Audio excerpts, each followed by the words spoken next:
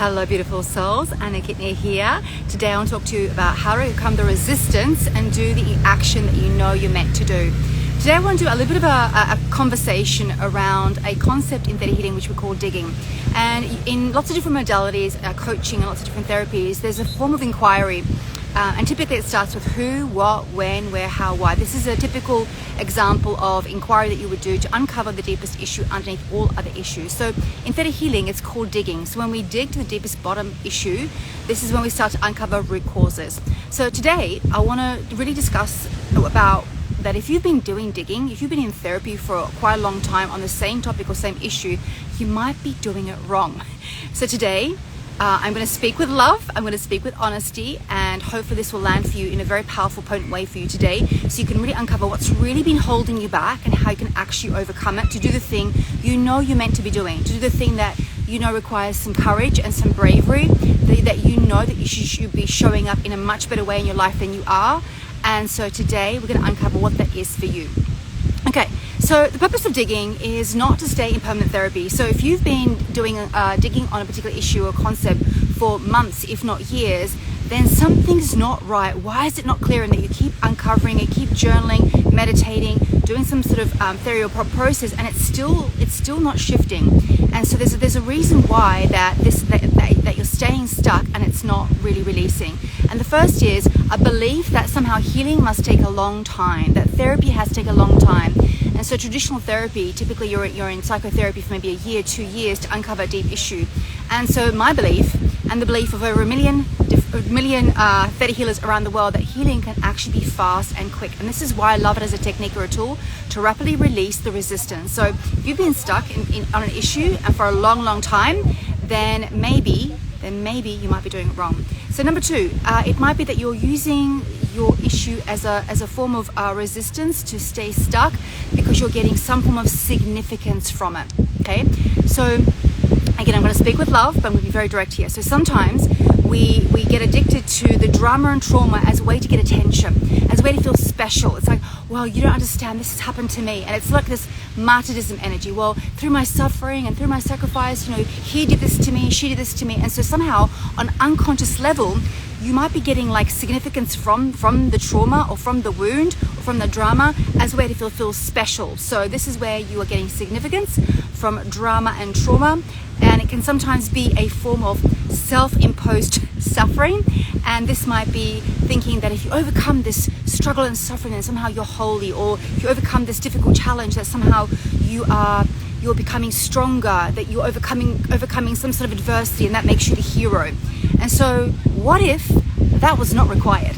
What if the suffering was not required? What if being in therapy for years and years of issue was never required? What if the challenge you're facing right now can just be gone like that in an instance?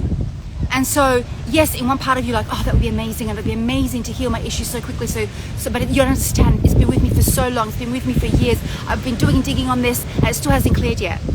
Are you getting significance from that story? Are you getting validation? Which comes to my next piece, which is the story or excuse for staying stuck. It might be, well, you don't understand, Anna, because I came from this background, or I had this horrible thing happen to me. That's why I'm stuck. I can't move forward because of this reason, because of this is what happened to me. And now you're using your story as your validation for why you're not moving forward. What if you could just decide to let go of the story, that it no longer had to be your identity, and you could move anywhere, that you could take the action despite the fact what happened to you in the past, despite the challenges you've been through, despite that you've got a million one limiting beliefs to do with relationships or health or love or money or whatever it is, despite the fact that you've got those limiting beliefs, you get to take the action anyway. So that's number three, no longer using your story as your excuse for why you're staying stuck. Okay, so I'm going to give you the first kind of 5 pieces that I'm going to really do a deep dive in on the upcoming 4-day masterclass. The first is, when you do a digging on yourself to uncover the deepest issue, it gives you awareness. You're understanding the deep rooted cause that is causing the real issue. So we're not addressing symptoms, we're addressing the underlying cause. What is really going on?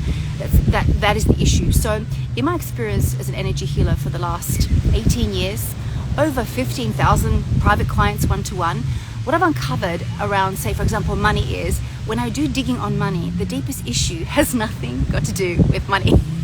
Doesn't surprise me now, but it used to shock me. It's like, but I thought it was the issue. They come to you with money and then you uncover something else completely.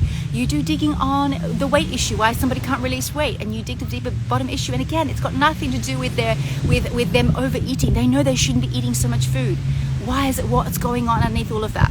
So the first is understanding the deepest root issue. This is one of the most powerful things in digging. So you're not treating symptoms, you're treating the underlying cause. Number two, once you become aware of the underlying deep root cause, then you come into acceptance. You accept what is. You're not trying to change the past. When you do a healing, instead of healing, you're not seeking to delete, eliminate, distorry, pretend it never happened, make it go away. That's not the objective. The objective is to understand, why did it happen? Why, on some level, why did my soul choose this?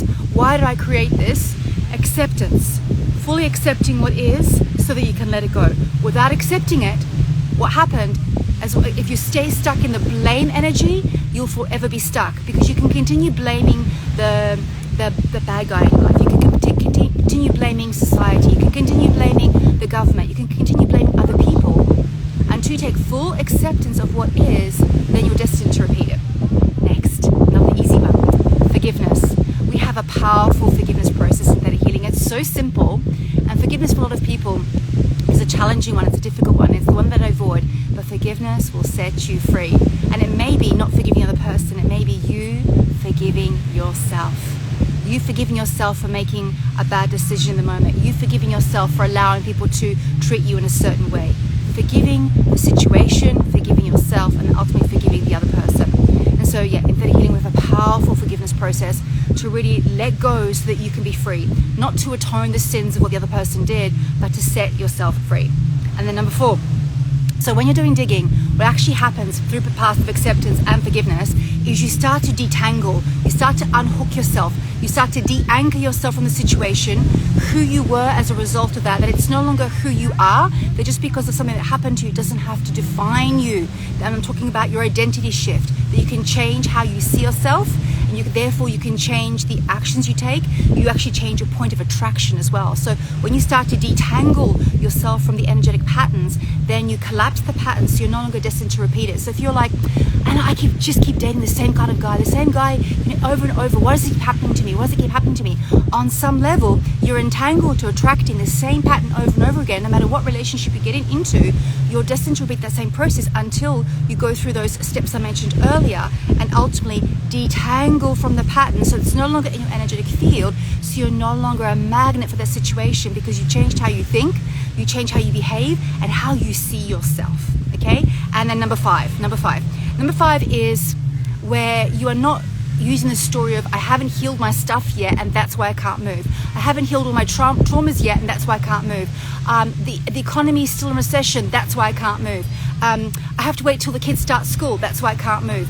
I have to wait until this circumstance or this situation outside of me changes for me to move. The truth is, you move regardless. You're not waiting until you're perfectly healed before you take action. This is if you take anything from today, this is one of the biggest mistakes I see healers, therapists, coaches make, is they're waiting until the circumstances are right before they move. And I'll be honest, they're never going to be perfect, they're never going to be right. The highest truth is that you move regardless of the circumstances. You ultimately create the circumstances you want by changing your assumptions. The assumption might be that you decide that everything's working out for you. The assumption might be that you are lucky no matter what. The assumption is that you trust in the power of the Creator, God, Universal Intelligence, Allah, to guide you in the right action steps and moves. You trust that everything is working out for you. And so the step 5 is you take the action anyway, despite the lack of evidence, despite the lack of proof, despite the fact that you feel like everything around you is against you, that you start to lean into faith. You lean into your personal power. You lean to the knowing and the truth that everything is working out for you, that the universe is conspiring for you instead of against you. So, hopefully you got some really gold nuggets. Maybe you want to rewatch this particular training and take some really good notes. Over the coming days, I'm going to do additional trainings for you inside this the Facebook group to start to build your understanding of how to overcome your resistance, take the actions, and to start to live the life that you truly want without no longer waiting until you're perfectly healed before you begin. So, I hope you had a wonderful, wonderful Christmas. Season's greetings, and I really wish you a blessed new year. Hopefully you'll be joining me on the upcoming Manifesting Miracles 4-day challenge. The dates will be below this video. It starts it starts tomorrow actually. Yeah, it starts tomorrow. 4 days inside a Facebook group and on our Zoom call as we do deep dives into creating the life that you truly want, manifesting miracles. See you there.